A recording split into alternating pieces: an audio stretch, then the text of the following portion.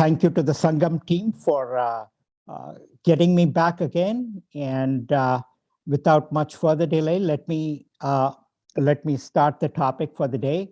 I think you have captured the summary very well for my talk. So it's about climate policy innovations for a living planet. And I would like to cover some of the topics which are being ignored by the media, and they're not being discussed about much. So some of the thought-provoking ideas and concepts I would like to present with regard to this topic. I would like to present 12 policy innovations, and the audience is for every global citizen, academic researchers, policymakers, world leaders, anybody who's interested in climate change and biodiversity. So it's mainly food for thought and to, steer some action in those particular areas. So the first policy innovation is around building communication and awareness.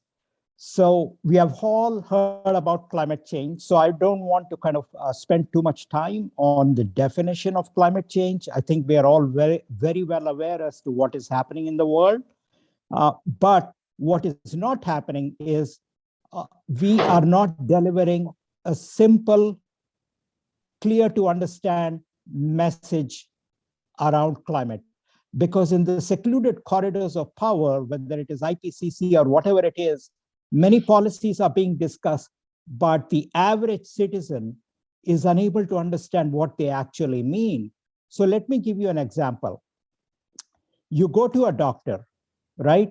You get a blood report from a doctor, and every citizen now understands what is the ideal level of cholesterol and where does he stack up against that ideal level of cholesterol, or what is his blood pressure and how does it stack up against an ideal level of blood pressure.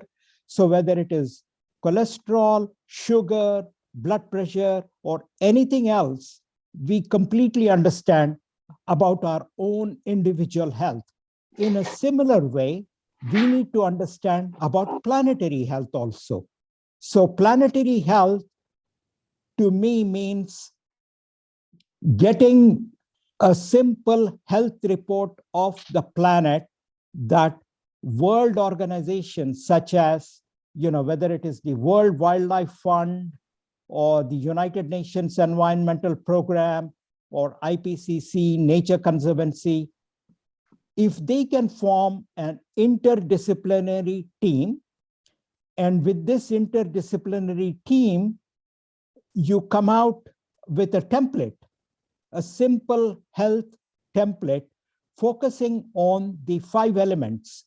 So you can say, okay, what should be the ideal soil organic matter, whether it is the world or whether it is specific to a country, we can tailor it to every country. What is the carbon dioxide parts per million? What is the ideal and what should be the standard? The ideal is anywhere between 280 to 350 parts per million of CO2. How does it vary by country level or by the world? So similarly, for soil, air, water, everything, we can have simple metrics. We also need metrics on biodiversity. So for example, the World Wildlife Fund and the Zoological Society in England, they published this Living Planet report. The Living Planet report states that 68% of the vertebrate wildlife has been lost in the last 50 years. And similarly, freshwater aquatics, fish and all that, more than 80% has been lost. But not many people are aware of all these things. So why don't we put a template together and communicate this via Facebook and via LinkedIn? In this manner, it goes to the average citizen of the world, and most people have access to Facebook and LinkedIn and so on. So once you develop a simple metric, a simple template, on the health of our planet and you communicate this to the people, they become well aware and they become more involved in helping our planet, because our planet is a living planet. People say that the sixth extinction will be made by humans, and you can see it from the biodiversity loss which is happening in vertebrate wildlife. Obviously, I've not even spoken about the microbial life which is under the ground, and so much life, microbial life, even over the ground. We have not even touched that.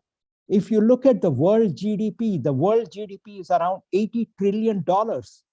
But if you take how much biodiversity contributes to our planet, it is anywhere between 125 to 140 trillion dollars. But yet we do not give any importance to it, or we don't even talk about it. So people need to be aware of these things in a simple template kind of a fashion. So hope that is made clear. So this is what I mean by policy innovation with respect to communication. Now, building awareness, another policy innovation we can do is, why not have climate Olympics? So once we have this kind of a template, every single country comes in via Zoom and they present their data once every 2 years on how they are performing on each of these 5 elements, including biodiversity, what is really happening. So then more awareness is built. So let us have a climate Olympics as well, where every country leader presents what is really happening. And even startups and innovation companies can present some of their latest developments and how they can be implemented. So that is the first policy innovation. The second policy innovation is around the voting age. All over the world, with the exception of just a couple of countries, the voting age is 18. But if you look at what is happening in the real world, people above the age 17 are more active and more involved with respect to climate change, taking care of our planet. They are more vocal about it. They make important decisions in their life about going to college.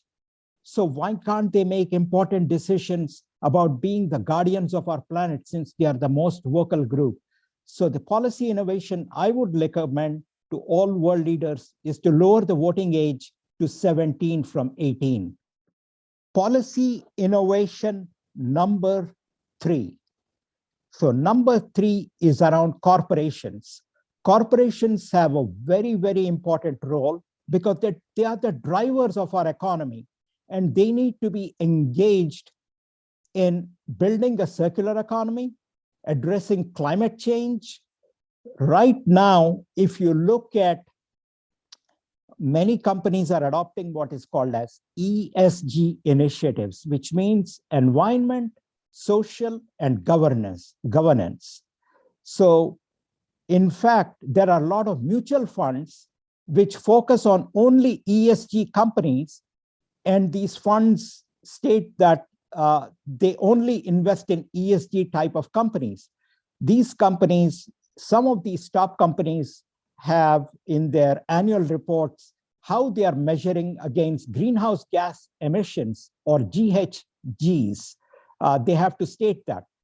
But by and large, the E in ESG is not strong enough. We need to tighten it and make it more stronger. How do we kind of do that? I think corporations need to adopt 3 different innovations, in my opinion. Number 1, which I would like to present, is a fossil fuel company. Ironically, I won't name them, but they came up with a carbon footprint calculator. And that carbon footprint calculator, they said, any individual can go into their laptop or iPad and key in, how many times they fly, what do they eat, and so on. And it gives their carbon footprint for an individual. I would have wished that this fossil fuel company had invented this carbon footprint calculator for actually every single product. Because ultimately, if you look at any single product with global supply chains, you will have a 360-degree view. For example, a laptop. All its components are manufactured in various different parts of the world. So by the time you get your laptop, including its components, it would have circled the globe at least 20 to 30 times, or who knows how much. So you can sit back and say, oh my God, what is the carbon footprint calculator of this particular product? I mean, we have furniture being made in one country, shipped to another country. Look at all the fuel costs you add up. Could a carbon footprint calculator determine your corporate strategy on exactly what is your carbon footprint then? Maybe you will rethink your global supply chain strategies. Now with COVID, we are actually facing that problem. So that is one kind of an innovation I would like to suggest. Maybe a software company can look into it and create that. The other tool which are already available is there is a tool called Circulytics. If you go into the Ellen MacArthur Foundation, Ellen MacArthur Foundation offers the Circulytics tool free of charge. There are 600 companies all over the world who have access to this tool, and they are implementing this tool. What this tool does is to measure the performance of your company on how close it is to building a circular economy, right? The third tool I would like to present is a tool actually built by a company called Atomiton, A-T-O-M-I-T-O-N. It is a startup. They use artificial intelligence tools to basically figure out what are the emission drivers in the entire production process of a company. So you can look at all of these things and really tighten and strengthen your E in your ESG.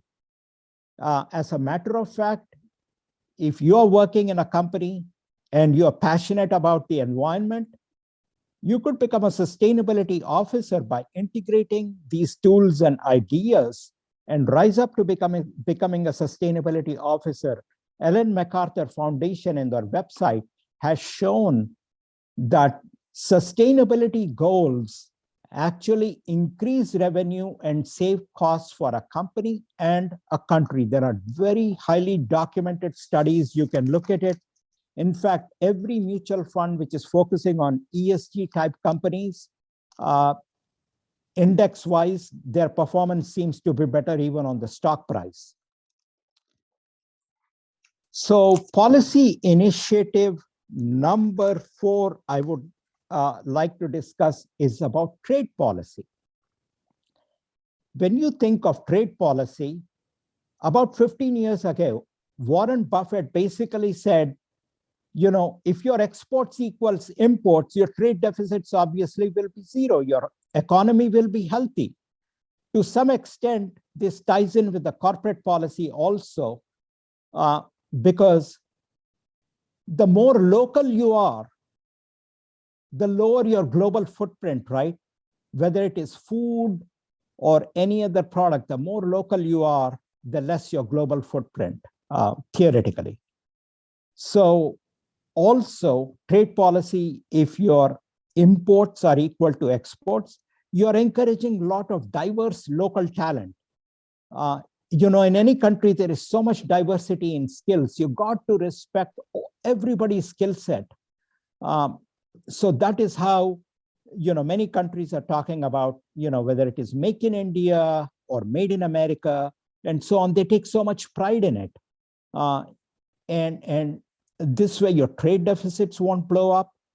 And Warren Buffett actually suggested that for all the exporters, if you give them an import certificate, they sell these import certificates to the actual importers, And this way, your exports will also be equal to imports. So it's a very easy way of making it happen nowadays on the computer.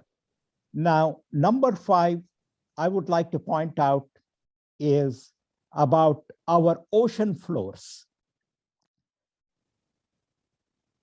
My humble opinion is to make and declare our ocean floors as a living entity, because our ocean floors are at a big risk for being mined for precious metals. I don't know how many of you have heard, but there is what is called the Clarion-Clipperton Zone.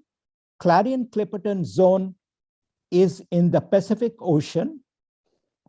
It is between Hawaii and Mexico. It is 4.5 million square kilometers, and it is studded with precious polymetallic nodules containing nickel, cobalt, gold, you name it. All the precious metals for millions and millions of years have been formed. And now there are 22 startup companies salivating to mine the ocean floor for these polymetallic nodules, because they say that the only way to combat climate change is to mine these polymetallic nodules and start manufacturing electric vehicles, cars, and lithium-ion batteries, and so on, because it is needed. I feel it is a lot of smoke and mirrors. Now, fortunately, the International Seabed Authority, they need to give permission to them. It is going to happen in the middle of this year. They are going to vote for it. There is a coalition of 650 deep sea scientists who are opposing this, because on this ocean floor, the biodiversity that exists in marine life, more than half of it has not been discovered by humankind. It is so rich, so vast. Now we have destroyed the biodiversity above the ground, under the ground. Now we want to destroy the biodiversity even on the ocean floors. Now these 22 startup companies have heavy funding in billions of dollars. And whenever there is a lot of money, there is a lot of lobbying. So I am hoping and that the International Seabed Authority will see value of how the coalition of deep sea scientists are fighting this, and hopefully there will be some right decisions taken. But this awareness does not exist. No media is even talking about it. Could this become a black swan event if we start destroying our ocean floors? What would it do? We do not know. So if the Ganga, the Yamuna rivers, the Yarra River in Australia, the Wanganui River in New Zealand have been declared as living entities, why can't we declare the Clarion-Clipperton Zone with trillions of dollars of polymetallic nodules lying on that ocean floor as a living entity, not to be touched and not to be disturbed? Policy innovation number 6. What I told you about ocean floors, we are going to do it to the moon as well. The moon is the sustainer and stabilizer of planet Earth. There are 8 to 10 startup companies. Starting this year, they will start mining the moon for precious metals. In May of 2020, the Artemis Accords was signed by the United States, and every single country which is a signatory to that, has a moon program, is a signatory to this agreement, which means, hey, the moon is now free for everybody to mine for precious metals, bring it down to the earth in the name of giving batteries, electronic, for EVs, electric vehicles. I will come to it. There are solid alternatives to manufacturing batteries without precious metals. I'll get to it, but let me finish up on the moon. Why is the moon the sustainer and stabilizer for the Earth? I'm not a scientist. I don't have a science background. I confess that. But let me tell you one thing as a simple example. Why is the moon the stabilizer of the earth? It is because, think of a trapeze artist walking in a circus on a tightrope. How does he walk on a tightrope? By holding a pole. So let's say he's holding a 12-foot pole, 6 foot on either side. That is how he's able to balance on the tightrope, because he's holding the pole with his 2 hands, 6 foot of the pole on either side, equally balanced, right? So think of the pole as the moon and the person as the earth. Now, let us assume Woody Woodpecker comes and chips away on one side of the pole, 1 inch of the pole. What do you think is going to happen to the man walking on the tightrope? Obviously, he's going to fall. So what the example and the analogy I'm giving is the same thing. It is because of the moon that the earth is in proper orbit, because of that gravitational pull, right? Now we want to mine the moon for hundreds of pounds. We have no idea what will happen. The sun supports us during the daylight, all life, but the moon supports all life on earth during the nighttime. Physiology, fertility, reproductive behavior is all influenced by the moon, or all human life, plant life, animal life, right? Why do seeds sprout in the moonlight? Why do plants grow in the nighttime? Why do imbalanced people behave differently during full and new moon? Why do most people in India fast during the 11th day of the moon cycle? Because they know the cosmic energy is very high on that particular day because of the way the planetary lineup happens. So even in birds, the corticosteroid and melatonin levels vary significantly, right? And there is so much of the moon's 28-day cycle that has influence on a woman's cycle, you know, and so many other things that are happening that we are unaware of. That's because we don't want to study nocturnal activity. The mystical, scientific, and astrological phenomena connected with the moon and earth has not been researched. So before we understand all of these things fully, we are blindly going in and mining the moon without understanding all of the consequences that will happen. So my humble opinion is to declare the moon as a living entity. And there is a lot of knowledge in our Vedic system in India around the moon. And anybody who wants to research, encourage, and write a paper and bring this all to light will be appreciated, because the media is not covering any of this that is going to happen. Now, I'm not saying not to have electric vehicles. I think they are a good thing. But why mine precious metals when we have natural, organic batteries that are available? The Texas A&M University in United States has come out with a polypeptide, biodegradable, metal-free battery. There are many, many researchers happening around organic batteries. Even in India, the aluminum air battery is being tested, so which relies less on precious metals. So we don't need to have precious metals to have batteries. We can make batteries naturally, organically, and they are much better.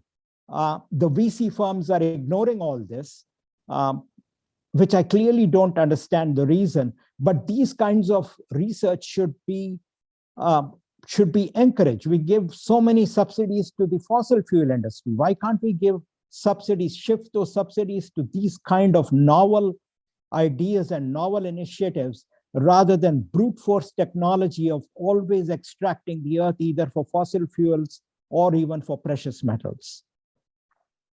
Number 7, I would like to discuss. Number 7 is a policy innovation around forest cover. So when I talk about forest cover, increasing forest cover, what are the innovations around forest cover? Crowther Labs, which is based in Switzerland, came out with some groundbreaking research and work which was published, and it was given a lot of press. Basically, they calculated based upon satellite technology and with feet on the ground, they calculated that there are 3.12 trillion trees on this planet. So let's round it off to 3 trillion trees in this planet. They also said eliminating all urban land, places which are already occupied and so on, we still may have land to grow 1 trillion trees. But again, there was some criticism and problem with this because,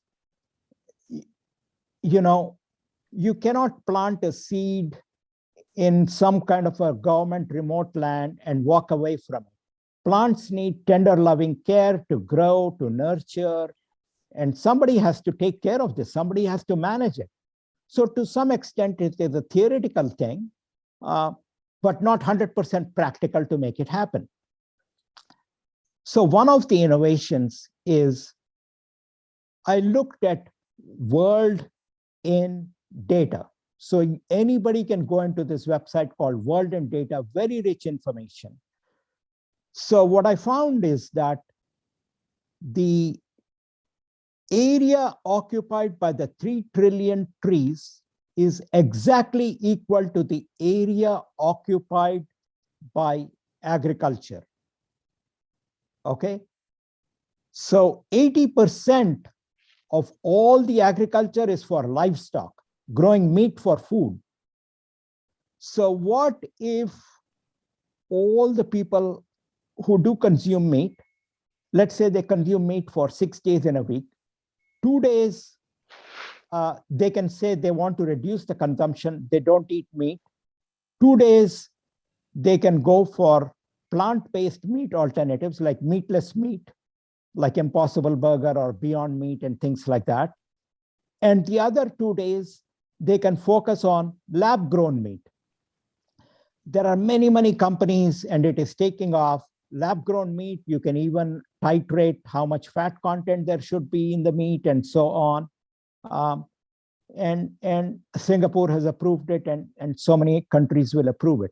So by doing that, it frees up a lot of the existing land, because a lot of that land, a lot of water and land was being used to grow meat. Now, when that land is freed up, you can grow at least minimum of 2 trillion trees and reduce 200 to 400 gigatons of carbon from the air. And that is another way of reducing climate change. So this is a people-initiated innovation, but it can only happen if governments, all world leaders, provide this kind of an education to the people. They need to tell them that the human digestive anatomy in all its aspects resembles that of herbivores, plus the environmental impact is huge. The amount of water and land that is used is huge. So the innovation could be around providing the right education, because most of the doctors, physicians, nurses, healthcare professionals also do not have this knowledge, nor do the average citizens have this particular knowledge. If you look at Amazon forest, which supplies 20% of the oxygen of this world, there are many recent reports which have come up on the internet that the rainforest, Amazon rainforest, will soon become a savanna as opposed to a rainforest, because most of this rainforest is being destroyed so rapidly for cattle feed and for livestock. So my suggestion is, we have the International Monetary Fund and so many other kinds of things.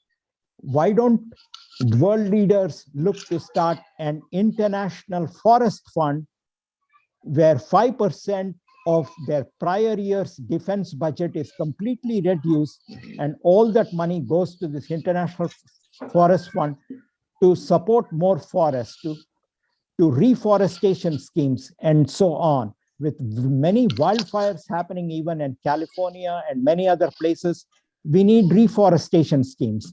So let the International Forest Fund be a platform that could serve this. I need many countries to take inspiration even from Africa.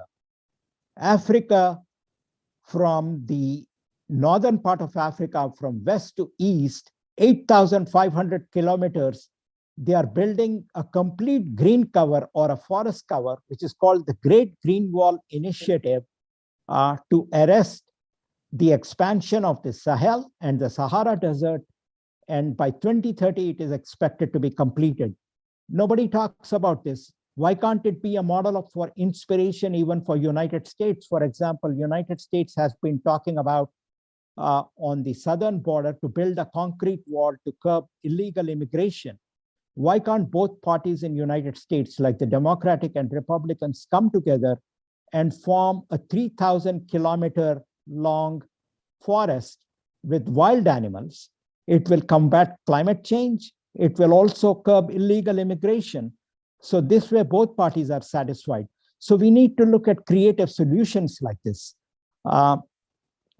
China has a Green Wall Initiative to arrest the expansion of the Gobi Desert, and they expect to complete it by 2050.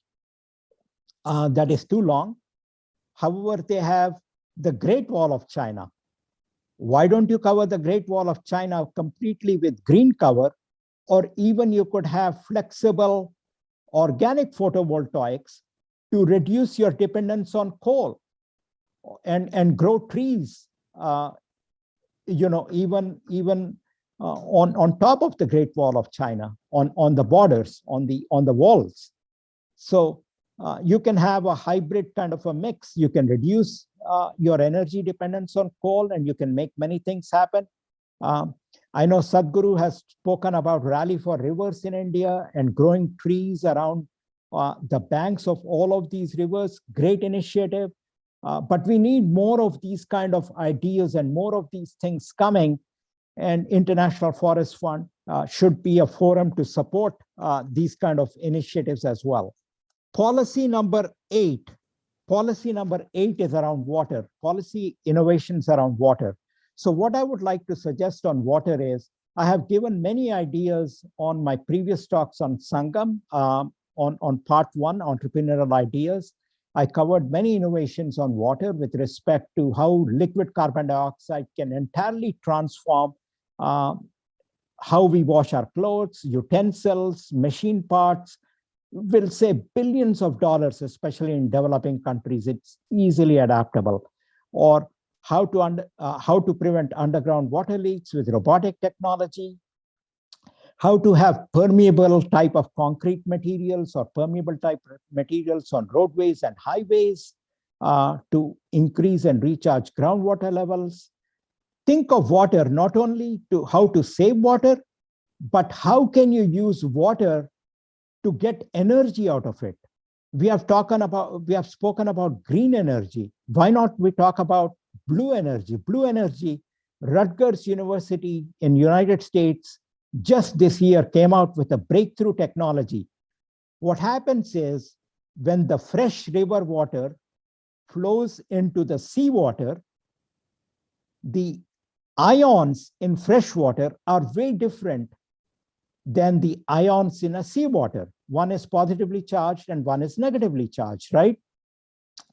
So you can exploit the chemical differences in the water to produce massive amounts of electricity. So Rutgers University came up with a membrane kind of a technology by separating fresh water and seawater with this kind of new kind of a membrane.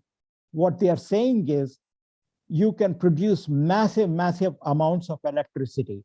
So India has a lot of rivers which are going into the sea. This is something we need to kind of look at. So The next policy innovation is around wastewater. Now, if you think of wastewater, we think waste as waste, but waste is actually wealth.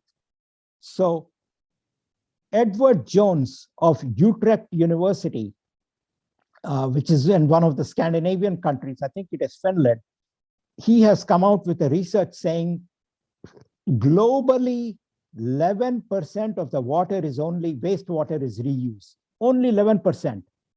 The statistics are much worse in developing countries like India, China, and entire Southeast Asia.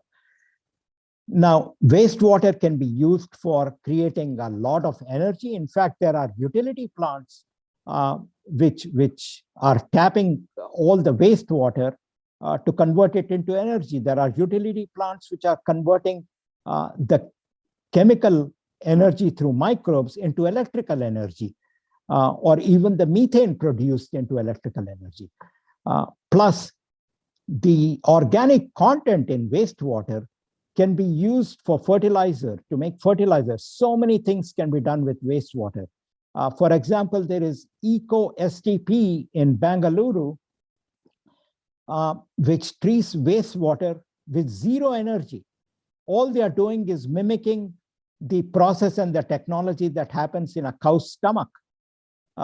So there is a person by name Madhukar Swayambhu, who also spoke on Sangam, and he has a platform called Vedic Shrijan, which basically uses Vedic technologies to restore the dead water bodies.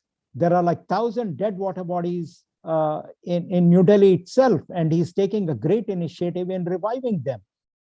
So there is just so much out there that we should not just focus on conventional technologies for wastewater, but even non-conventional technologies like what Madhukar Swayambhu recommends. Dr. John Todd, look at him on the website. He has phytoremediation techniques naturally. We had wetlands in Kolkata way back, but those wetlands have disappeared due to urbanization.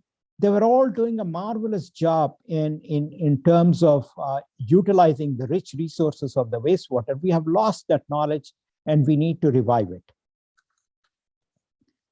So number 11 is policy innovations around energy. I will not spend too much time on solar and wind. Everybody knows policy innovations around energy, right? Solar panels and all that. I'm not going to discuss. What I want to share with you is something you're not aware of.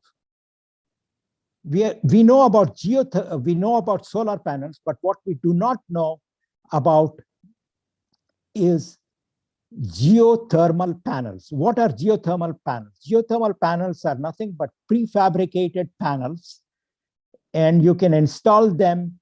At least in United States, you have, every house has a basement which is underground.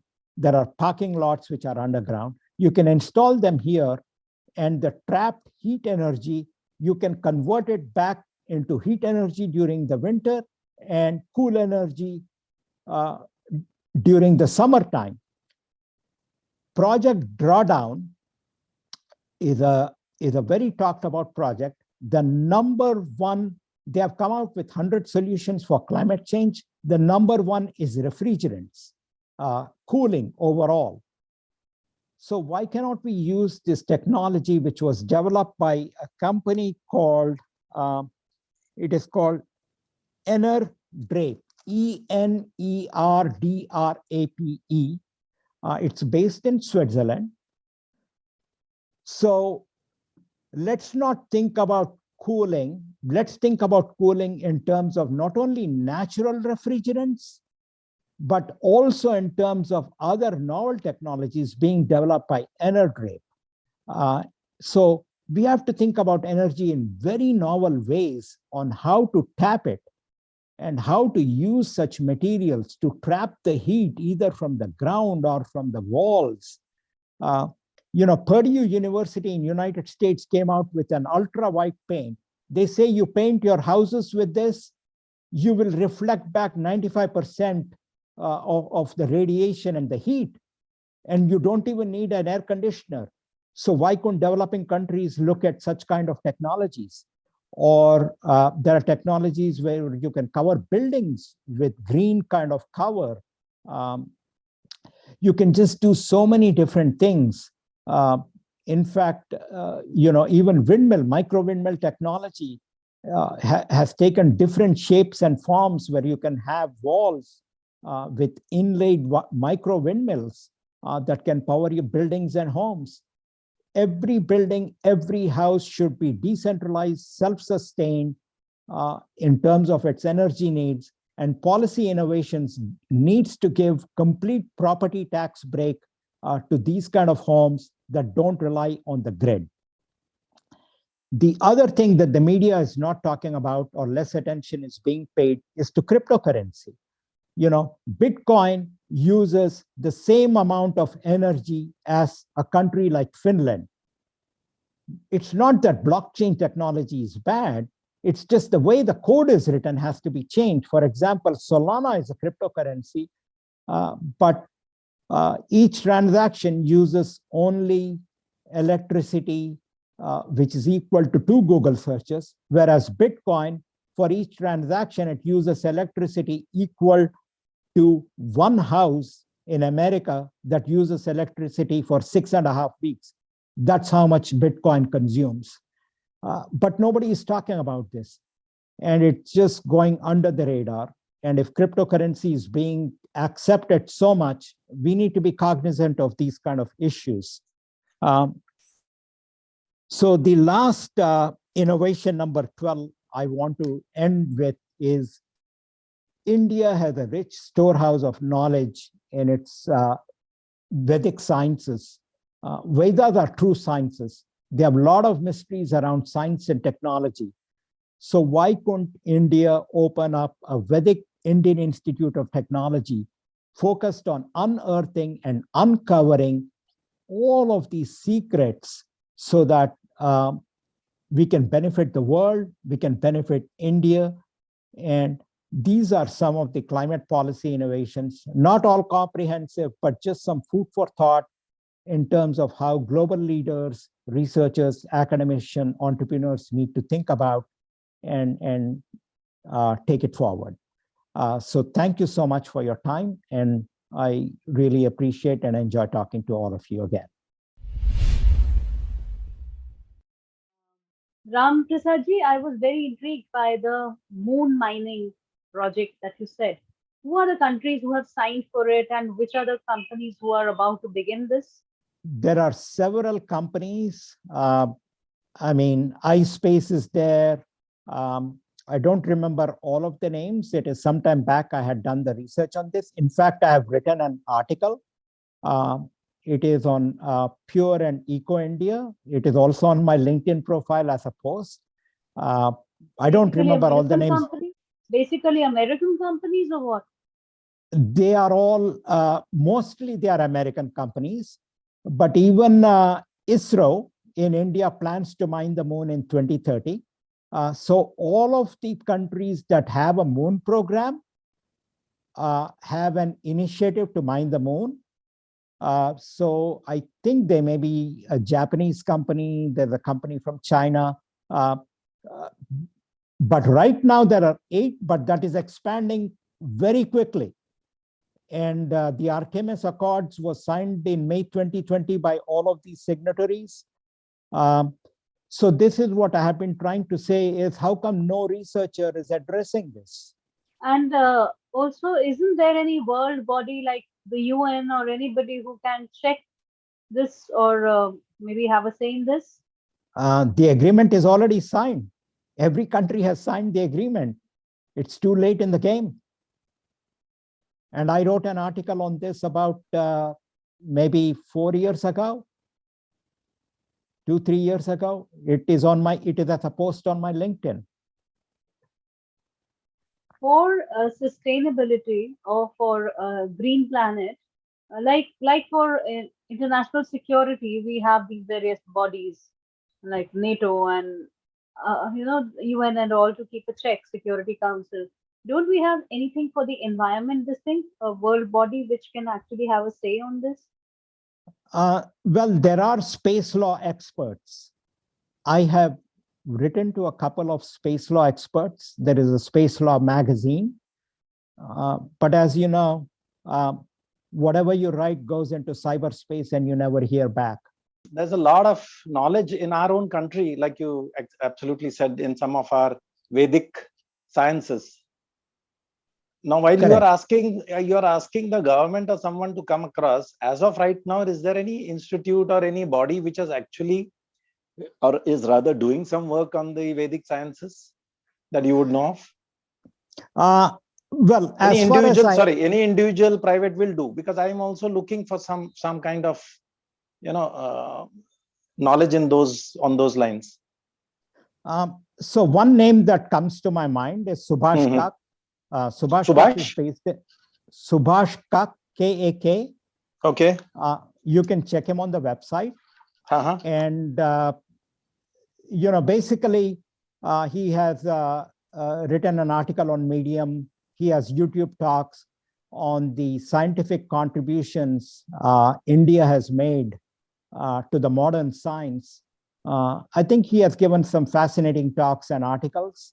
But there are many such individuals like him. They're spread all over the world, and they are making great contributions.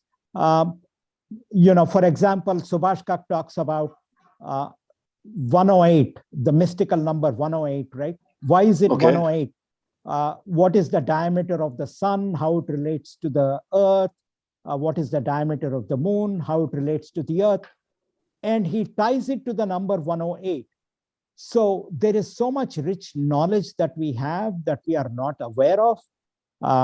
You can check him out, and it could lead you to many other names and authors. I'm kind of blanking out now on all the names that are not coming to my mind, but there are many. No problem, sir. Thank you so much.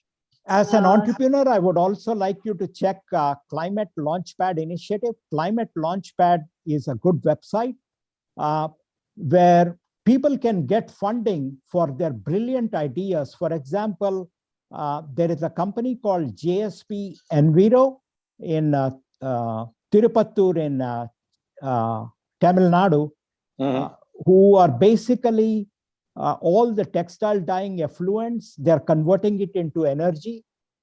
And it is so sad that they have to get funding from one of the funders based in EU by competing in this competition by Climate Launchpad. Why couldn't we have something in India to help green entrepreneurship? I know the Prime Minister has started and encouraged startups in India, but we need to give more impetus to climate-related companies. No, that's absolutely, sir. You're true. But the financial ecosystem for entrepreneurs is practically non-existent. So we still have to go around and pitch to people, compared to China, where the banks and the governments bend their back to help entrepreneurs. That's a very good point. I think we need more policy innovation around that then. Yeah, and until that happens, sir, I don't think we'll see some really, the kind of innovation that's happening in China. They have gone ahead by 25, 30 years. And the moment you hear an entrepreneur, you're given a red carpet there because you create jobs. Entrepreneurs create jobs, and this country needs jobs. I couldn't agree with you more. And hopefully Aparnaji will invite some people on Sangam to talk about it. Two magazines. One is called Terra Green, published by Tata Energy Resources Institute. And there is a magazine called Down to Earth, published by Sunita Narayan of Center for Science and Environment in New Delhi. Both are good magazines also. I have been a contributor to Terra Green, and some of their articles are good on entrepreneurship, green entrepreneurship. You can check them out as well. There is a question in the chat box from Saurav Rohila. He wants to know your views on the promotion of cap and trade method instead of carbon tax. I mean, this will be a long discussion. So what I would like to suggest is, if the person who is asking the question, can you kindly go into the website called Climate Leadership Council? Climate Leadership Council has suggested some novel ideas, and it has been signed by 100 top corporations in America. It has been presented to the Congress, but as you know, always in the government there is a gridlock. But it has some wonderful ideas which will address not only your cap and trade, but carbon tax questions also. In one of my policy innovation, I suggested for corporations having a carbon footprint calculator for each and every product, just like you have nutrition facts labels, right? Why don't you have a carbon footprint index on each product? What would it do to the tax system? Will it evolve to a much healthier tax system based solely on carbon consumption or carbon footprint? So there are many ideas out there, but the debate needs to happen. And sir, also sir, that carbon tax is not easy to handle, sir. This is also sometimes said. It is true. I mean, there are a lot of issues surrounding this. It is a complete topic by itself to get into. That's why I was recommending you the website to look into, because a lot of pros and cons are discussed on this particular website. Yes, Ramprasad ji, a wonderful talk and very informative. Sir, I had a question that's a little different than the rest. I have come across personally, and this has been spoken about, that due to growing crops like sugarcane, etc., and certain belts in states like Maharashtra, etc., and other crops as well, there's been an erosion of soil, or rather erosion of soil nutrients. So there have been a lot of talks about doing soil rejuvenation or enriching it with microbials, etc., or growing crops that would do it. So I just wanted to ask if you were aware of any such initiatives or pointers as to where one could go to sort of investigate that, if someone was a scientist or interested in using more traditional methods of cultivation, if there are any initiatives and if there are any institutes that are working on this kind of efforts. My part 2 talk called Entrepreneurship Ideas for a Circular Economy, part 2 is on Sangam Talks, which covers a lot of ideas on soil related issues. But that being said, when I was talking about policy innovations with respect to soil, right? I think we need a soil summit. So we have World Trade Organization, right? Why can't we have a soil summit, an air summit, a water summit, instead of focusing completely on linear economic models like World Trade Organization? Because what is happening in the world is, to your point, right? There are many resource intensive crops, whether it is sugarcane, whether it is coffee, or whether it is cotton. Cotton can now be grown in a lab with 95% less water and 95% less land. And in part 2 of my talk, I said, look at the company called Gally, G-A-L-Y, which is based in Boston. And starting second quarter of this year, they are coming out producing cotton in a lab. Sugarcane, there are many alternatives like stevia. Stevia is a plant that you can grow in the house in a pot. And a pinch of stevia, a small pinch of stevia, is 250 times more stronger than even a tablespoon of sugar. And it requires so much less water. So why are we not looking at these things? Coffee can be grown in a lab too, with stem cell technology, instead of destroying our hills and mountains and everything where it requires so much water. And same thing with the meat, lab grown meat. So all of these things, you can shift them to the lab. So here, part 2 of my talk, I've given the names of various companies, and you might benefit listening to that. in India, again, it's specific to that geographical region. There are a lot of people who are trying hydroponics. Now, you had mentioned growing all of these resource-intensive crops in a lab. But what has happened with hydroponics, it's unable to, and this is without any genetic or any sort of quasi organic modification, is that they're unable to generate the same level of, I would say, taste or efficacy, right? And there's very little know-how available from the government, or even if it is, there's no transparent mechanism to elicit, the help that one would need to do that. And additionally, the technologies that you had mentioned, and I have very limited knowledge, obviously, in comparison, but a few places where me and some of my partners had tried to look into this. It's very difficult to do the tech transfer from those places. One quick example I wanted to give you, like chicory, right, is very good for soil replenishment. When grown in areas that have literally been trenched, the nutrients have been trenched out. But what we found out that there are a couple of states like UP and Gujarat where there's a European company, I don't recollect the name, and they have the patent over the chicory seed. So it's farmed in those states, but then the first right to sell is by the company that supplies the seed, because the seed is patented. So the most of the chicory that's grown and that actually benefits the soil if you use it on a rotational basis, the technology and the rights of the same is owned by the European company. So maybe it's addressed in your talk, and I apologize if it is, but I just want to ask your perspective when it comes to mom and pop hydroponics efforts, and also these large conglomerates that are essentially controlling the mode, or if not the profitability of the cultivators in that sense, and the tech transfer associated. No, definitely great insights and great question. So, one of my friend told me, today, except God, you can find everything on the internet, right?